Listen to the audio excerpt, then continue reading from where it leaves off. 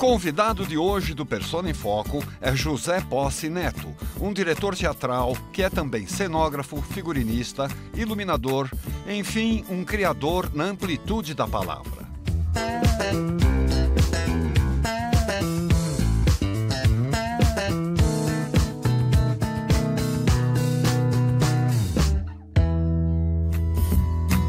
Para entrevistá-lo, convidamos dois profissionais do teatro, duas pessoas que já desenvolveram diversos trabalhos com o Posse, como o coreógrafo Anselmo Zola, parceiro constante do nosso convidado. Olha, o José e eu, nós temos uma parceria de mais ou menos uns 15 anos. Eu já coreografei milhões de coisas com ele e foi uma pessoa muito instigante, porque em cada trabalho ele me instigava a conquistar uma faceta nova dentro do universo da dança, que é o meu. Então eu digo para você que o Posse para mim é um parceiro de vida, que está junto aí há muito tempo, fizemos acho que umas 7 produções juntos, e estamos aí até hoje trabalhando junto e dividindo os palcos. Da mesma forma, a bailarina Vanessa Guilhem também vem acompanhando a carreira e trabalhando ao lado do Posse em vários espetáculos. Eu tive a sorte de conhecer o Posse num momento muito feliz e especial da minha vida. Eu estava trocando um ciclo, né, saindo de um indo para outro, saindo do Balé da Cidade de São Paulo, né, como bailarina, e cursando direção teatral. E aí a Miriam Druve, que é uma artista incrível, coreógrafa, me convidou para ser assistente dela num trabalho musical, onde o diretor era ninguém menos do que José Posse Neto, né? A partir daquele encontro, daquele primeiro trabalho, ele começou a me chamar para outros e me dando assim oportunidade de fazer várias funções dentro de teatro musical, de show. Então eu fui assistente de direção, fiz coreografia, direção de movimento e direção residente, né, onde ele me confiava a qualidade dos trabalhos e tal. Para mim, assim, ele representa muitas coisas. São 10 anos de convivência e de trabalhos, são mais de 16 trabalhos juntos.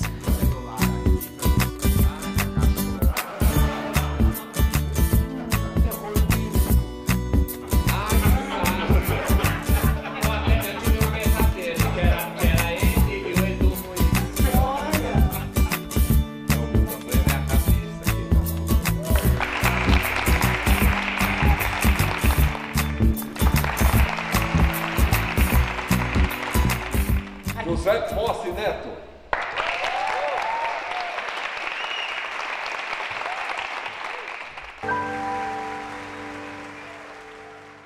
Vanessa, você começa? Começo. Posse, você passou a sua infância no bairro do Brás, em São Paulo. Conte um pouquinho desse período. Você começou a trabalhar bem cedo. Como é que foi? Bom, eu sou filho de uma família de imigrantes italianos, né? Que se radicaram num triângulo na época da imigração, que era no Brás, no Bexiga e na Barra Funda, né? Que depois virou um bairro de judeus lá no Bom Retiro, mas a formação daquele bairro é de italianos. No bairro do Brás, principalmente, virou uma colônia napolitana. A família da minha mãe é proveniente de Nápoles e eu fui criado no seio da família da minha mãe. A família do meu pai vem de Lucca, na Toscana, e vai parar no interior de São Paulo. Então eles viraram caipiras, na realidade, nem italiano mais eles falavam. Meu pai foi aprender napolitano na casa da minha mãe e depois teve sócios italianos, ali ele começa a falar italiano mesmo, né? Eu, na infância, tinha uma paixão por todo esse universo que era italiano. Na adolescência, tive uma rejeição total, porque eu queria me sentir brasileiro, né? A família torcia pela Itália na Copa do Mundo, só se ouvia música italiana, aí era uma coisa de querer impor a bossa nova que estava surgindo, ou então os grandes sucessos americanos, né? Da música americana. Depois da maturidade, foi bom fazer esse equilíbrio, me sentir um brasileiro que honra suas raízes. Chegou a vender zíperes lá também, na infância? Vendi. Eu ia falar vendi de tudo, não vendi de tudo, não. Na realidade, eu termino o ginásio, tinha que trabalhar para me manter, e aí meu pai conseguiu uma representação da Reor, que era uma grande empresa do Baby Pinhatari, que fazia zippers. Então, eu corria a freguesia do Brás, Rua do Oriente, Rua Bresser, que tinha todas aquelas confecções de calça jeans. Na época tinha saias de tergal, xadrez, plissadas que eram moda. Então eu vendi muito zíper para essas confecções. E dentro de tudo isso, como surgiu o seu interesse pela arte? Assim, minha família era muito... Eu não posso ser pobre. Eu me achava rico quando eu via todo o resto do povo lá da zona que eu morava, mas isso era mera pretensão minha. Porque eu dormi até 9 anos de idade no mesmo quarto que meu pai e que a minha mãe e na mesma cama que meu irmão. Eu nos pés, ele na cabeceira. A casa era do meu avô, era uma casa até bonita, mas assim, num quarto morava um irmão da minha mãe com a esposa e 3 filhos. No outro, a irmã da minha mãe com o marido e 2 filhos. No outro, meu avô e meu tio solteirão. Minha avó já tinha morrido. E no outro, minha mãe, meu pai, eu e meu irmão. Minha família não tinha dinheiro. Durante 10 anos, meus pais ficaram sem ir ao cinema para que eu e meu irmão pudéssemos ir todo domingo ao cinema. Então, eu voltava do cinema, minha mãe estava ou costurando, ou passando a ferro, fazendo alguma coisa de casa. Eu sentava num banquinho do lado dela e contava os 2 filmes, que eram sessões duplas, de cabo a rabo, explicando o figurino, as músicas que tinha, fazendo tudo. Então, eu acho que eu desenvolvi uma memória visual muito grande, porque eu fazia questão de contar a história inteira e descrever o que acontecia no filme. Esse foi um grande treino para mim como diretor. Eu só fui ver teatro quando eu já estava no cursinho para a universidade, no último ano de colégio. Eu me lembro que o primeiro espetáculo que eu vi em teatro foi o Ensaio Geral da Megera Domada, dirigido por Antunes Filho, no Teatro da Aliança Francesa, com Armando Bogos e a Irina Greco nos papéis principais. E eu me apaixonei por uma menina que fazia Bianca, né, a irmã. Era uma menina de um talento incrível e o meu olho não estava errado. Ela se chamava Regina Duarte. Ela ainda não tinha nem estreado na TV, mas era assim, de um carisma em cena incrível. Você sempre comentou dos rituais, das cerimônias, dos velórios. E tinha até uma história dos almoços nos cemitérios. Como é que é isso? Então, é assim, quando eu dou voltas grandes, depois vocês editam, né?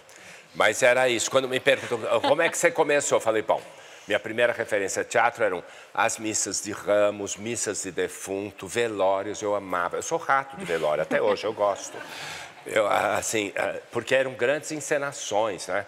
Quando era uma morte trágica, os homens que não podiam chorar, homem não chora, né? Na época, eu sou dessa época, que homem não podia chorar. Então, eles davam com a cabeça na parede, as mulheres se jogavam em cima do caixão na hora de fechar, não deixavam fechar, gritavam, eram as fúrias gregas. Então, eu, de criança, adorava aquilo, eu ficava... Né? E durante a noite era aquela fofocaiada, e a vizinha trazia sopa, a outra trazia não sei o quê, aí vinha uma que não falava com a outra, começava a discussão pela herança, que às vezes era um relógio de parede só, e já dava uma briga no meio daquilo. Era maravilhoso. Então, o meu teatro começa ali, a observação disso, essa coisa do cinema, né, de contar os filmes para os meus pais, e a vivência disso, né? Então, assim, os caixões saíam daqueles sobrados aqui por baixo, no alpendre, na varanda. As mulheres já estavam todas de preto, todas tinham o seu pretinho básico. Elas tinham 2 roupas, uma de festa, uma para fazer todo o serviço da semana e uma preta para uma boa missa e um velóriozinho, né? Então, elas já estavam ali, elas rasgavam os lenços na boca, soltavam os cabelos e arrancavam e gritavam e o caixão estava saindo. Quando eu vou estudar teatro, eu vou saber que são os ritos gregos, que eles cortavam os cabelos, né? Então, era uma evolução disso. E a minha maior farra era finados, porque a gente passava 2 dias inteiros no cemitério. A minha mãe ficava lustrando a porta de bronze, as jardineiras, arrumando as flores. Eu trepava num anjo ali para prender as guirlandas que desciam. E era um túmulo da família Espósito, né, que era do meu avô, e o Cútulo, que era da esposa dele, os 2 juntos. Então, tinha as primas da minha mãe.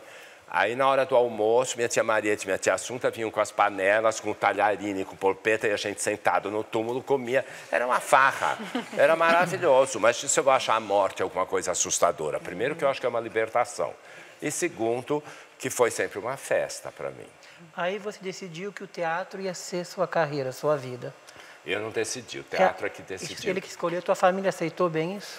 Olha, meu pai nunca se interpôs, ele sempre se entusiasmou com as coisas que a gente escolhia. Não sei se ele sofria por trás. A minha mãe, como uma boa napolitana, né?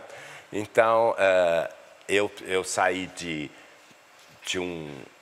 uma preparação para prestar vestibular em arquitetura, decidi que ia fazer psicologia, porque me apaixonei por uma professora de filosofia, mas eu não queria ser professor, então não podia fazer filosofia, tinha que ganhar dinheiro, então fazer psicologia.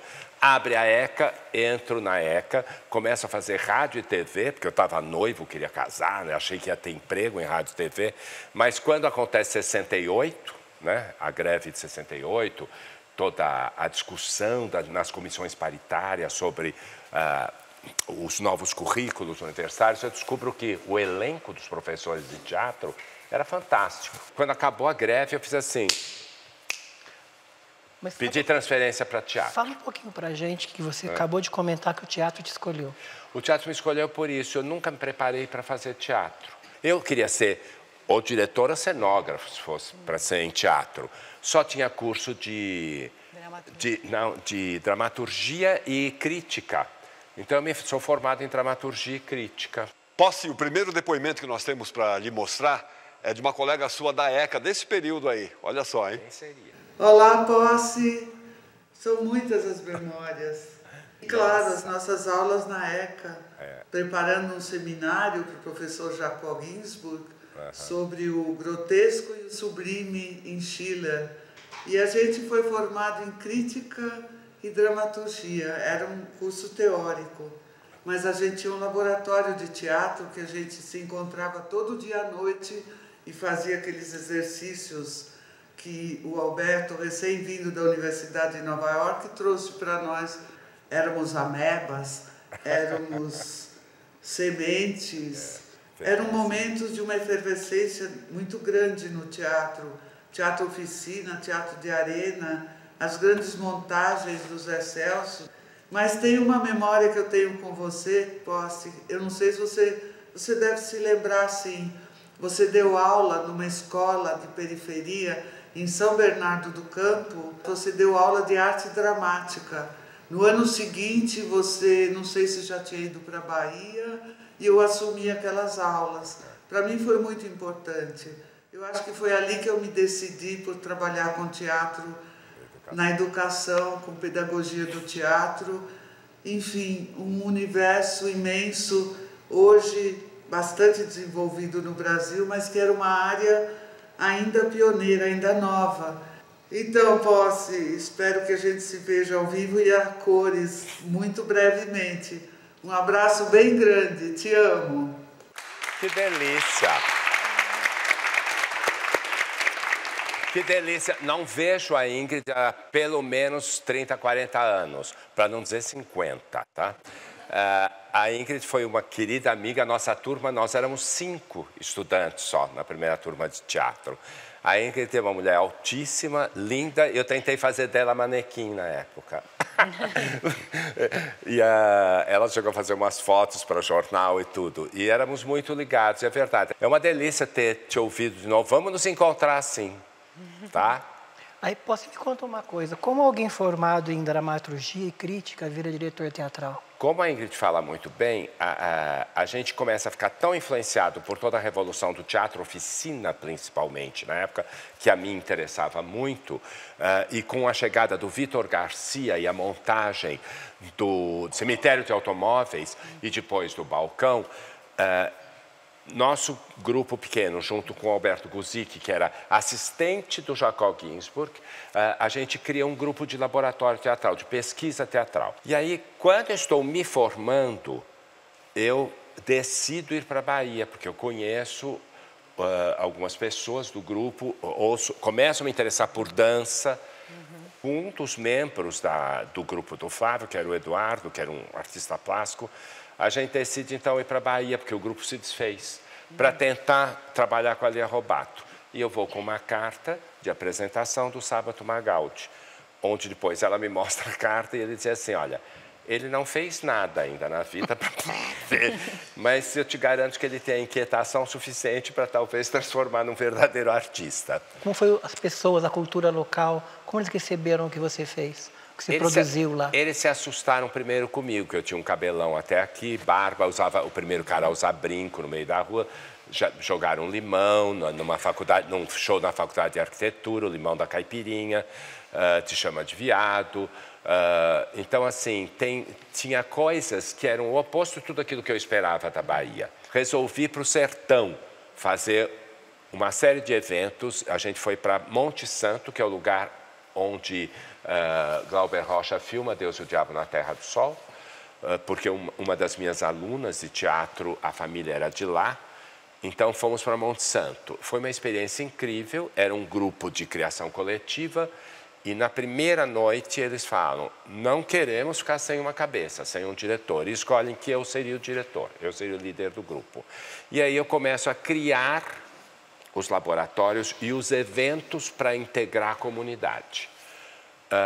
A partir daí, eu acho que tem uma segurança que acaba se introjetando em mim, e é assim que começa meu trabalho de teatro. Eu faço 5 produções lá, e daí depois vou para os Estados Unidos. O depoimento que nós temos agora é de uma pessoa lá da Bahia, que foi muito importante nessa fase sua, lá em Salvador e tal.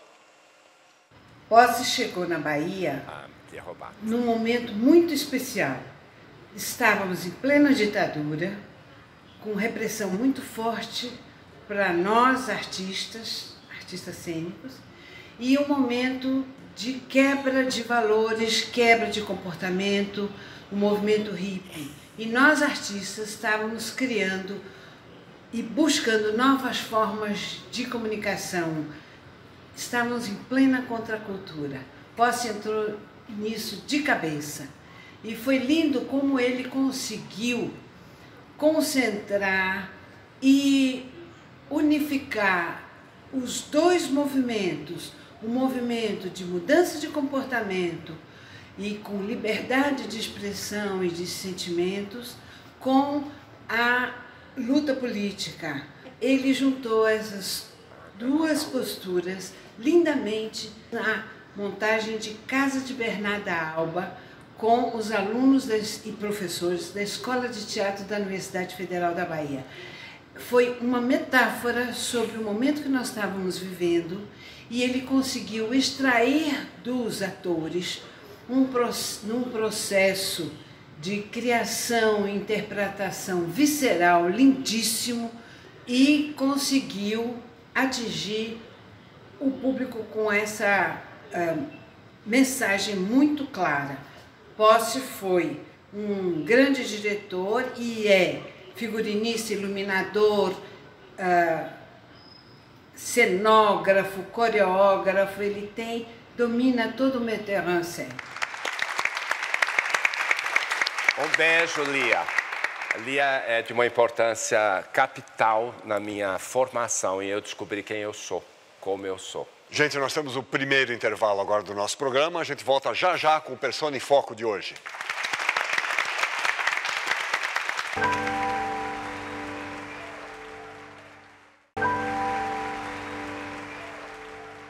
Pronto, voltamos com o Persona em Foco de hoje. Nós temos aqui a Vanessa Guilhem, o Anselmo Zola. Eles estão comandando o bate-papo com José Posse Neto. Aí você ficou nos Estados Unidos há um tempo.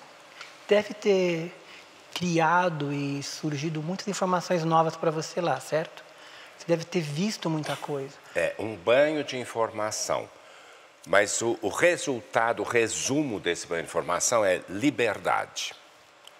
Liberdade para criar, sabe? Assim, liberdade para encontrar a tua assinatura. Quer dizer, se eu já tinha isso, eles primeiro mostraram do que eles viram daqueles meus filminhos dos espetáculos da Bahia, que eu tinha uma assinatura, mas eu vi tanta coisa do mundo inteiro sendo apresentada em festivais em Nova York, em Baltimore. Eu viajei metade dos Estados Unidos dando conferência sobre teatro de vanguarda e teatro brasileiro.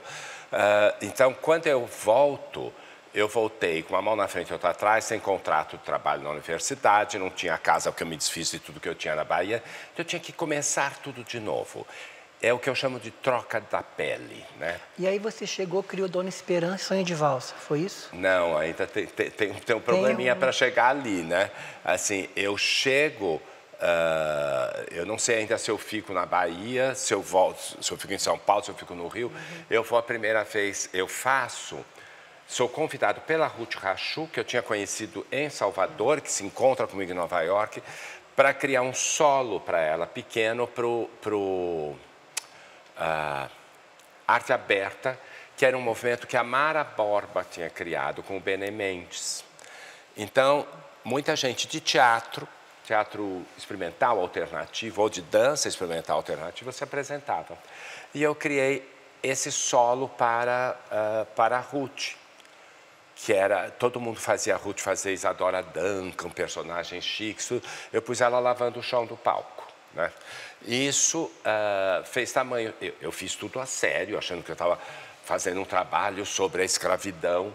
O público ria tanto durante esse solo que eu não entendi nada, mas eram os tempos que eu usava na coreografia. Eu tinha coreografado sobre as improvisações dela. E aí o Thales Panchacon, que era muito ligado a ela e vinha de uma experiência incrível com a Ansaldi no Escuta Zé, se junta a nós e a gente cria esse Sonho de Valsa. Eu estreio o Sonho de Valsa na FAAP, um espetáculo uma linguagem muito, muito própria. A Ansaldi assiste a estreia, no dia seguinte ela me liga para eu fazer o Sopro de Vida. E qual foi a importância para você desses dois trabalhos? Foi tudo, porque, assim, tudo aquilo que eu conquistei em 5 anos na Bahia, eu não tinha esse nome em São Paulo, eu era um mero desconhecido. Não importava o que eu tinha vivido nos Estados Unidos ou o que eu tivesse feito na Bahia, embora eu tinha trazido 2 espetáculos para cá. Quando eu faço esses 2 espetáculos, e um segue ao outro, eu ganhei todos os prêmios, que foram o melhor espetáculo de dança, um outro é melhor diretor de dança, o melhor cenógrafo foi o Felipe Crescente, o Vitor Navarro como coreógrafo. Então, entre os 2 espetáculos, a gente foi extremamente premiado e eu nunca mais parei de ser convidado para trabalhar. Posse, mais um depoimento agora de uma pessoa que trabalhou muito com você a partir dessa sua volta dos Estados Unidos para o Brasil. Olha só quem é, hein? Eu conheci o Posse logo que ele chegou de Nova York. Começamos a trabalhar juntos, ele precisava de um cenógrafo, eu era um arquiteto recém-formado. Ele falou assim, não tem problema, Felipe, eu te mostro o palco. E assim foi. Posse me mostrou o espaço cênico, me ensinou o que era o espaço cênico, me falou das técnicas, me mostrou como fazer, as questões da proporção, as questões da distância. O Posse foi o meu guia dentro do palco. A grande história do Posse é fazer sonhar. E dentro dessa história tem um espetáculo que a gente fez que é o Tratar com Murdoch. Foi um espetáculo muito importante. Era um espetáculo especificamente sobre o sonho. Era a cara do Posse esse espetáculo. O Sopro de Vida com Marilena Ansaldi foi um grande trabalho.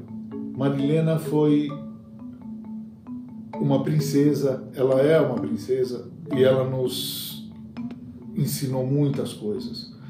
A possibilidade de você resvalar no ridículo para chegar numa coisa incrível, a falta de medo do ridículo que o Posse tem para chegar numa coisa incrível é invejável.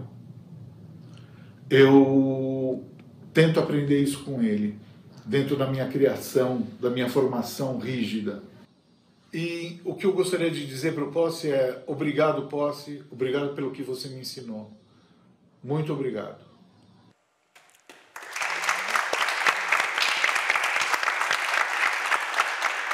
O Felipe foi praticamente... o Felipe é meu irmão, mas o Felipe falou uma coisa tão linda, uma vez que eu uso sempre. Ele falou, nossa, Posse, né? Eu aprendi o tempo inteiro na Faculdade de Arquitetura que a gente cria um espaço que tem que ter uma função. não podemos, no consenso contemporâneo, né, de arquitetura, não podemos fazer uma coisa gratuita. Tarará. E, no entanto, eu chego aqui, é justamente o oposto, é uma liberdade total. Então, o teatro é a arquitetura da ilusão. Então, eu uso esse conceito que ele deu mediante uma coisa que a Clarice Lispector diz, que é tão bonita, que é assim, estar espantado, né? Você se espanta. Eu vi, o Felipe era um menino, na realidade ele estava terminando a faculdade de arquitetura, tanto é que eu vou à colação de grau dele, quando ele faz o Sonho de Valsa. Então, eu assisti com o Felipe esse espanto, e eu não sabia tudo do palco ainda não, Felipe. A gente descobriu muita coisa juntos, e foi muito bom. Posse, na sua família também tem duas grandes artistas, Luísa Posse, Zizi Posse, e a Zizi começou com você, né? Conta um pouquinho como é que foi. A Zizi, coitada, começou comigo com a minha mãe quando ela tinha 4 anos, que eu queria muito ter estudado piano, eles não tinham dinheiro na época. Aí, quando a Zizi nasceu, a minha mãe já comprou a prestação um piano, e quando ela fez 4 anos, pusemos ela numa escola de piano e ela teve que ser pianista. Claro que ela adorava, com 7 anos ela quis desistir, nós quase matamos a coitada da criança. Ela pegou de novo no tranco, com 12 ela quis desistir de novo, nós quase matamos a pré-adolescente. E ela tinha um talento enorme para música. Então, quando ela chega na adolescência, começa a ter todos aqueles embates com a mãe, né, principalmente daquela geração, o irmão estava ali na Bahia, vivendo uma vida muito livre, então ela... Escola de Música da Universidade Federal da Bahia, a escola mais importante da América Latina de música, erudita contemporânea. Foi para lá, fez o vestibular, entrou em primeiro lugar, estudou composição e regência, só desiste porque logo que ela chega, eu estou montando o meu primeiro musical. A gente trouxe, inclusive, para São Paulo, era a época dos Croquetes. Então havia uma estética de esculhambação que acontece simultânea, nossa e deles. E aqui foi até criticado pelo Sábado como um prato já requentado, né? Só que o nosso era muito ingênuo, porque eram alunos da escola de teatro que trabalhavam comigo, uma banda de jovens, que era a banda do Companheiro Mágico. Aí a Zizi vai, eu falei assim, bom, então você vai tocar piano na banda, porque adolescente inquieta, né? Você vai participar da banda como pianista, e ela criou algumas composições, algumas pequenas músicas que faziam ligação no espetáculo. Um dia eu recebo o elenco feminino na sala, minha sala de diretor, né? A gente queria te pedir uma coisa, o quê? Que a Zizi viesse para o elenco, porque ela é a única afinada da gente, né? Eu falei, mas ela é tímida, ela não vai querer, não, ela está doida para fazer. Eu falei, ué, por que ela não me pediu? Porque ela tem medo de te pedir. Aí... Até hoje. Né? Aí eu fui falar assim, não, mas ela pode fazer, tarará. Aí ela saiu do piano e veio para o espetáculo. Eu estava em cena, é um dos únicos espetáculos que eu fiz, é esse e um de uma apresentação única para me despedir da Bahia. Então eu não assistia ela, né? E foi um enorme sucesso tudo. Então acabamos o Merlin Miranda, ela é convidada para fazer o Tabaris, que é um musical que já inspirado no Merlin Miranda, foi feito sobre uma casa de shows, uma boate famosa dos anos 30 lá. E quando eu assisti a estreia, eu virei para ela e falei, você tem uma carreira pela frente, se você quiser ser cantora, né? E que foi batizado, foi confirmado isso, porque na semana seguinte, a nossa maravilhosa, a divina Elisete Cardoso, está na Bahia, vai assistir esse espetáculo e foi para o camarim e falou, quero te batizar, menina, você é cantora. E sobre o Balé da Cidade, Posse? Como é que você conta? Você foi diretor de lá, né? Lá a gente se encontrou lá. Olha, o Balé da Cidade, assim, a minha relação com os bailarinos foi extremamente saudável. Até hoje eu me sinto um privilegiado. Nos últimos anos eu tenho dirigido basicamente musicais, tá? O que acontece no musical? Eu fico cercado de gente muito jovem, né? São atores que vão dos 10 anos de idade a, no máximo, 40 anos, bailarinos, cantores, gente que estuda pra cacete. Isso cresceu no Brasil de qualidade num tamanho incrível, que é o mesmo que eu sempre tive com o pessoal da dança. A dança exige uma disciplina ferrenha, militar, do contrário, o bailarino não acontece. Ao mesmo tempo, lidar com a burocracia da prefeitura, a burocracia do mundo da dança, tá? Os julgamentos, eu acho tão cansativo, tão chato, tão antigo, tão preconceituoso. Mas a relação com os bailarinos foi muito rica, foi muito importante. Você sabe que o comércio dos musicais vem crescendo muito no Brasil, né? Nós temos grandes musicais que você dirigiu, como, por exemplo, o Cabaré. O Cabaré tem uma exigência internacional muito grande, que é uma fórmula já pronta. Como você vê isso vindo para o Brasil, para você, como fez uma nova leitura? Você deu uma nova assinatura, né? Na realidade, tanto em ópera quanto nos musicais, eu nunca aceitei fazer um trabalho que é só de direção, quando vem o cenário já pronto, o figurino e tudo. Não aceitei porque a minha paixão no palco, além da convivência com o ator, né, e de dirigi-lo, é conceber esse mundo, né? Conceber onde isso acontece.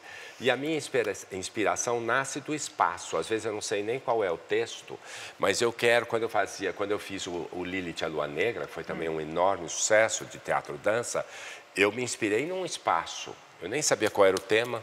Eu começo a fazer improvisações com os bailarinos e vou construindo uma história, né? Então, no Cabaré, por exemplo, quando a Cláudia foi assistir o New York, New York, que nós fizemos juntos, você fez a coreografia, e ela ficou impressionada com a tua coreografia, inclusive, e ela me chama para fazer a gente já vinha se namorando há um tempo para fazer alguma coisa juntos, para fazer o Cabaré. Aí tem um casamento, por exemplo, assim, quando você tem um ator principal, que é o próprio produtor, existe um direcionamento, assim como quando eu trabalhei com Maria Bethânia ou com Gal Costa, tá? Com minha irmã. Quando eu concebo um espetáculo, eu concebo para aquela persona, né? Para aquela personalidade. Esse espetáculo tem que refletir aquele artista.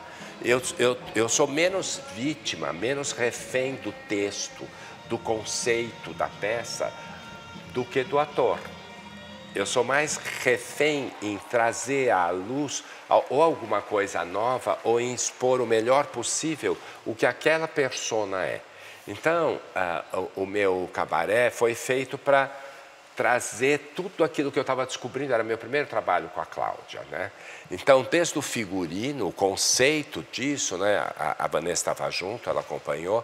Eu tive a felicidade, né, de poder fazer isso sempre, desde que eu me entendo como diretor, inclusive nos musicais. Muito bem, nós temos mais um intervalinho agora. O Persona em Foco volta já já.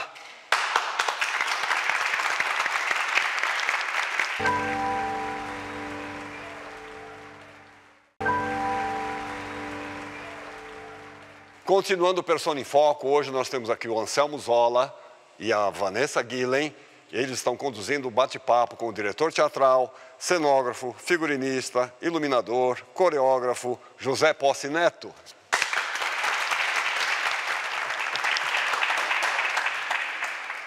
Posse, no chamado teatro de prosa, você enfileirou vários sucessos, como Filhos do Silêncio, De Braços Abertos, Tartufo, Lobo de Ray-Ban.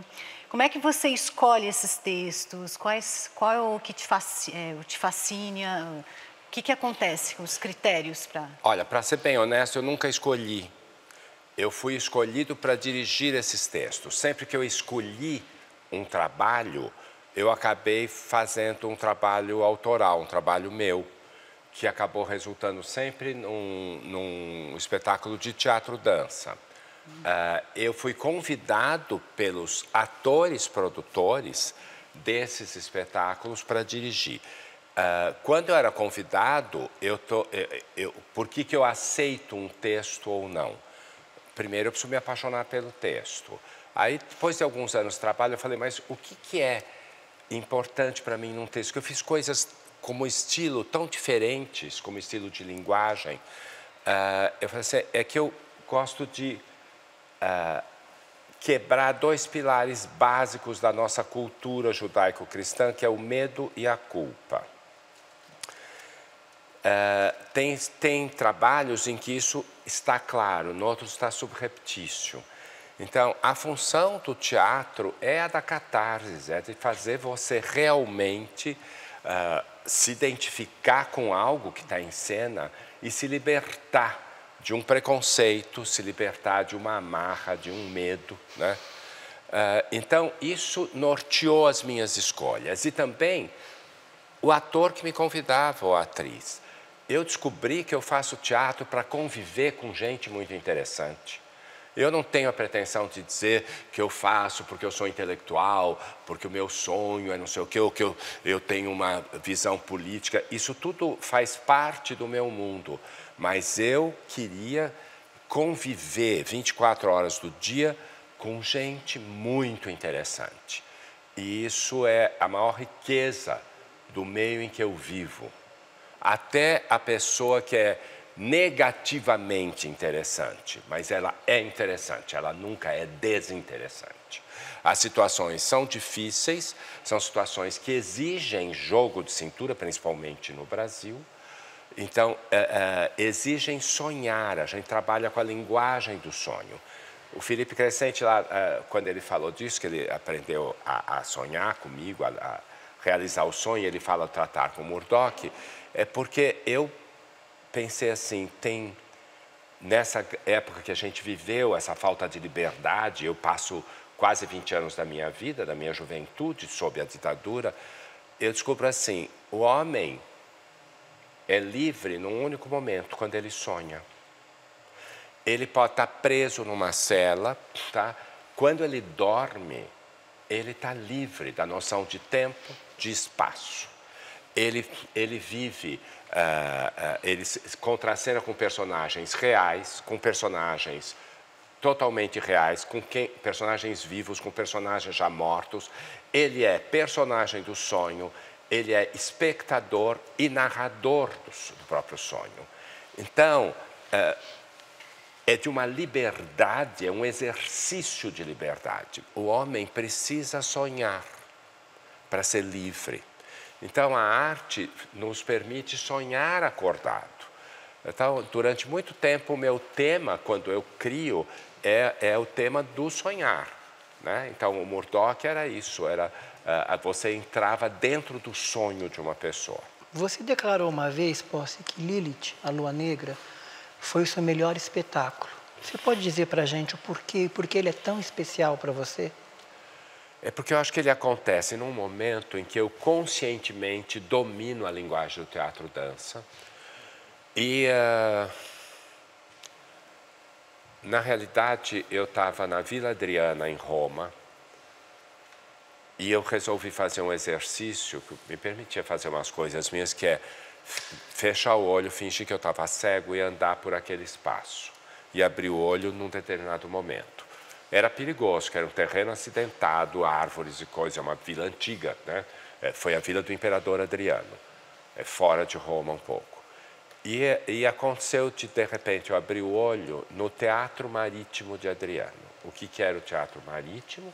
Era um espaço circular, todo de tijolos, de pedra sobre pedra, com uma cobertura e as colunas aqui, e no centro disso, a céu aberto, uma piscina. Uma ilha no centro dessa piscina, que é onde aconteciam as apresentações. Eu achei aquilo tão lindo que eu comecei a criar, a fazer improvisações, tudo pensando em jogar dentro desse espaço. E eu consegui reunir um elenco incrível, as pessoas todas com uma formação completamente diferente da outra, né? Ele é especial por isso, ele era lindo esteticamente, era muito, muito bonito, mas mais do que tudo, ele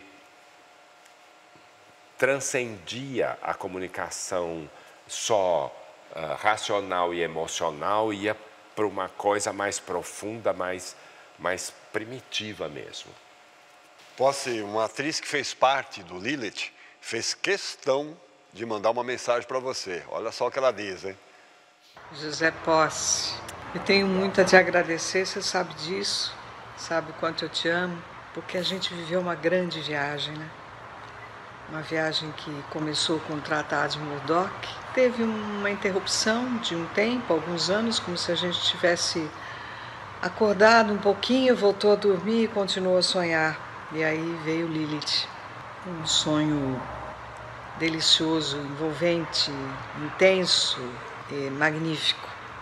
Alguns dos nossos amigos que estiveram juntos nessa viagem já habitam outras esferas, a maior parte, aliás. E a gente continua aqui, né, Posse? Tocando nossas vidas, sempre em busca de mais um grande sonho, sempre na esperança de que venha mais um grande sonho. E eu espero que você continue brilhando, como sempre, como o grande amigo que é, e o grande artista. Beijo.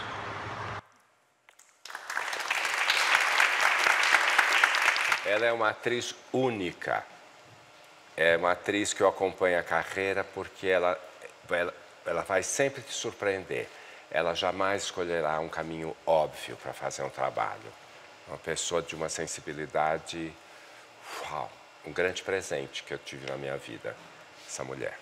Você criou o Emoções Baratas, que foi um grande sucesso, que ficou mais de 2 anos em cartaz. Como surgiu essa ideia e o que foi esse espetáculo para você? Aí é tão engraçado, sabe por quê?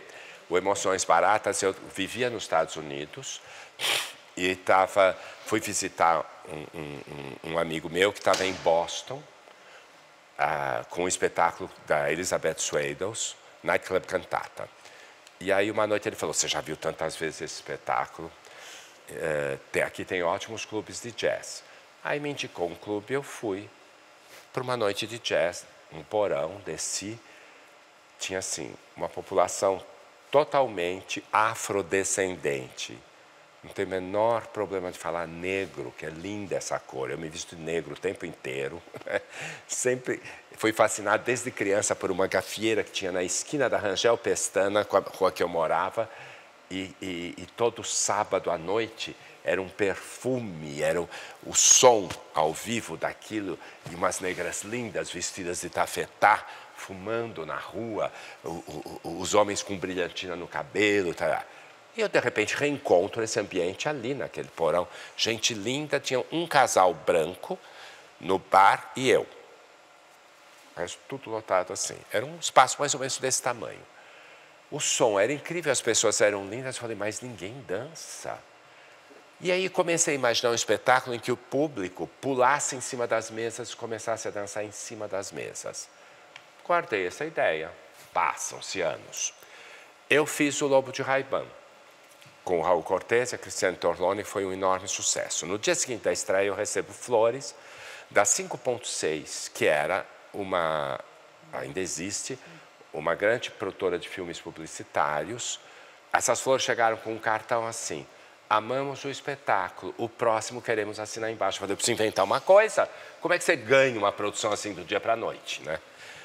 E vem para me trazer um vídeo da Lilith que eu ia levar para a Alemanha e para a França, uma produtora deles, e ela me fala, olha, o Wellington, que era um dos sócios, ele adorou o espetáculo, ele quer fazer mais alguma coisa com você.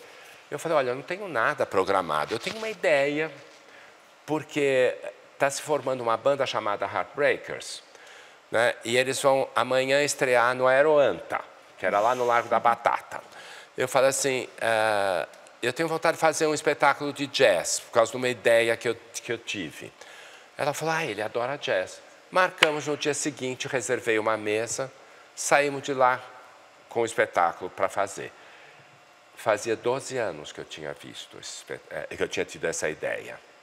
Ela ficou guardada no bolso, não que eu lembrasse a cada 2 meses, não, eu esqueci durante uns 5 anos, fui lembrar depois mais 7 anos, e ela chegou ali. Posse, um parceiro seu nesse trabalho, Emoções Baratas, também mandou uma mensagem. Olha só o que ele fala para você, hein?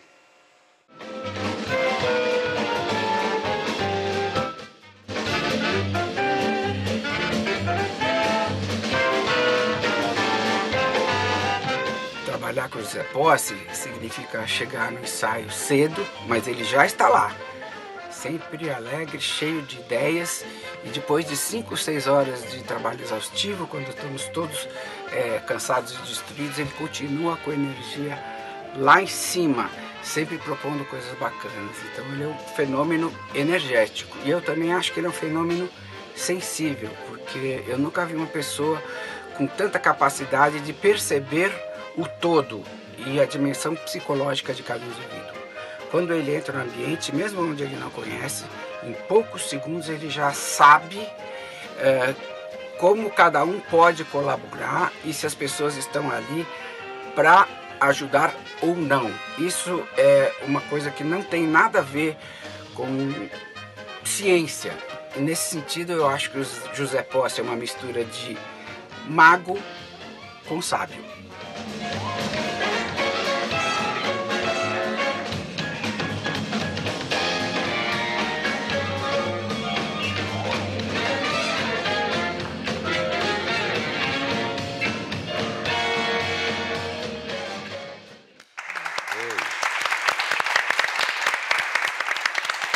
Vamos ao último intervalo do programa de hoje. Voltamos já já com o quarto bloco do Persona em Foco.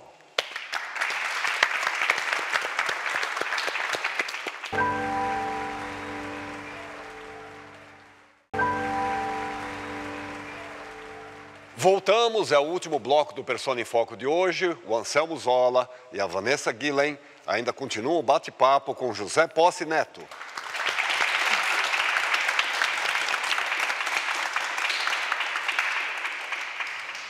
Posse, você tem uma longa parceria de trabalho com o Estúdio 3, companhia de dança, da qual o Anselmo Zola, aqui presente, faz parte. E aí, qual é a sua relação com a companhia? Como se dá esse trabalho? Assim, a minha relação com o Estúdio 3 é um presente, um presente que eu recebi nesse momento da minha vida, porque eu nunca gostei de ficar distante da dança. E eu estava um tempo afastado da dança e fui convidado por uma atriz, a Heloísa, para fazer um projeto com ela em cima da biografia, da autobiografia da Martha Graf. E aí a gente tinha a opção de fazer uma produção pequena, alternativa, ou a oportunidade de trabalhar com uma companhia de dança. E o Estúdio 3 tinha a companhia masculina na época, né, que nasceu com a companhia masculina, com ótimos bailarinos, e tinha o Estúdio 3, né, uma companhia que é com todos os bailarinos já maduros. E eu sempre tive fascínio em trabalhar mais com o pessoal mais experimentado, mais maduro, que tem um mergulho interior, uma ligação com a própria alma muito maior do que com a técnica, né? E esse espetáculo exigia isso. Eu fui propor para Vera Laffer e para Evelyn, né, que são, junto com o Anselmo, as diretoras da companhia, esse trabalho. E aí foi o nosso primeiro encontro meu com a companhia, embora eu conhecia muitos dos bailarinos que já tinham trabalhado comigo, mas o meu primeiro encontro criativo com o Anselmo. Posse, além do Anselmo, que está aqui conosco, nós fomos buscar um depoimento de mais alguém da companhia, do Estúdio 3. Posse, me pediram e com muito prazer eu escrevi uma coisinha para você, tá? Você me conhece, sabe que eu não sou de frente das câmeras, então lá vai, meu querido amigo profissional, batalhador, que gosta de passear em todas as áreas do espetáculo em que você trabalha. Você vai desde da cenografia, iluminação, a participação com os atores, bailarinos. E é uma grata satisfação poder dizer que é um prazer, é um grande prazer trabalhar com você. Bate feliz. É o samba. Aqui já deu conta meu texto. Calas. Um beijo muito carinhoso da sua Evelynzinha. Bonitinha. Beijão. Você dirigiu vários shows musicais com grandes cantores e cantoras. A Maria Bethânia, Simone, Cida Moreira, Zizi Posse e dentre outros. Você acha que é diferente trabalhar com músico e atores e bailarinos? Totalmente diferente.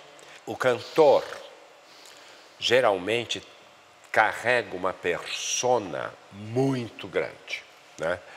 Quando é um cantor começando, é minha função, ao criar o roteiro junto com essa pessoa, traduzir essa persona dele e colocar em evidência. Quando eu vou trabalhar com Maria Bethânia, no show de 25 anos de carreira dela, ela é esse monumento nacional, essa entidade da música nacional, na realidade, cabe a mim criar uma moldura, quer dizer, criar um roteiro que traduz aquele momento dela, junto com ela, e criar principalmente uma moldura que evidencie o melhor dele naquele momento.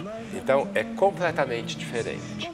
Você recebeu 3 Mulher, 3 Mambembe, 4 APCA, entre outros prêmios. Você acha que tem algum peso na responsabilidade? Ela cresce diante deles? Olha, não. Eu acho assim que aprendi também, pelo menos no Brasil, mas lá fora também. Prêmio é uma farta distribuição de ovos de Páscoa, né?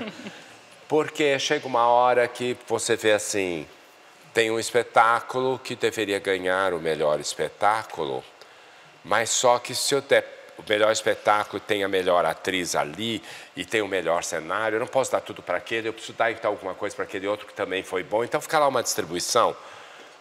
Claro que é bom você saber que você recebeu um prêmio, a sociedade dá valor a isso, mas aqui no Brasil ele não acrescenta muito, não. Aliás, tudo hoje é diluído, né? As notícias são diluídas em dias hoje. Nunca me pesou. No dia que eu recebi a notícia do meu primeiro Molière, eu recebi a notícia um dia antes de sair nos jornais. Uma amiga nossa que era produtora do Filhos do Silêncio, que era um dos espetáculos que eu dirigi, eu ganhei prêmio pela obra naquele ano, ela liga para mim e fala, você ganhou o Molière. Aí estávamos na casa dos pais do Felipe, com mais alguns amigos, ele abriu champanhe, etc. E na hora de fazer o brinde, a primeira coisa que eu pensei em todo mundo que já ganhou esse prêmio estava na merda. Às vezes sem trabalho, eu falo assim, não acredite muito, Posse, tá? Então eu tenho sempre esse... O meu prêmio, na realidade, é o prazer, principalmente, do meu elenco em fazer. Você sabe quando o elenco está carregando um espetáculo nas costas, que o espetáculo é difícil, não foi bem introjetado, você sabe quando um elenco voa com prazer no espetáculo que você criou para ele. Esse é o primeiro prêmio. O segundo é o do público. O terceiro, de preferência, é arrumar um namoro, não? Posse, o último depoimento que nós temos para lhe mostrar é de uma atriz parceira sua em vários trabalhos. Vamos ver o que ela diz, hein? Oi, José. Olha quem está aqui. Eu, naturalmente, né? Para dizer o quê? Que eu te amo, que eu agradeço essas 3 décadas de pura provocação. Que sorte a minha! Eu sempre digo, né? Que privilégio, maestro, tê-la encontrado, ter você ajudando a cultivar, a provocar a artista que às vezes fica adormecida dentro de mim e precisa de uma sacudidela. E eu só posso ser grata, José, porque quando eu vejo você ainda me assistindo, ensaiando, eu fico pensando, se ele ainda não cansou de mim, é porque eu ainda não cheguei lá e ele sabe que eu preciso ir um pouco mais na frente. Então, talvez eu esteja advogando em causa própria, mas eu espero que você tenha ainda uma longa vida, que não desista de mim, nem do teatro clássico, porno onírico clássico, e que nós ainda possamos fazer coisas que nós ainda nem sonhamos. Não é, meu lindo? Bacione.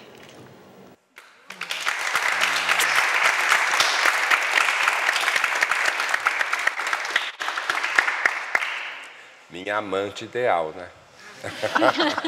Posse, para encerrar o programa, muitos estudantes de teatro, jovens que pretendem ingressar na carreira artística estão nos assistindo.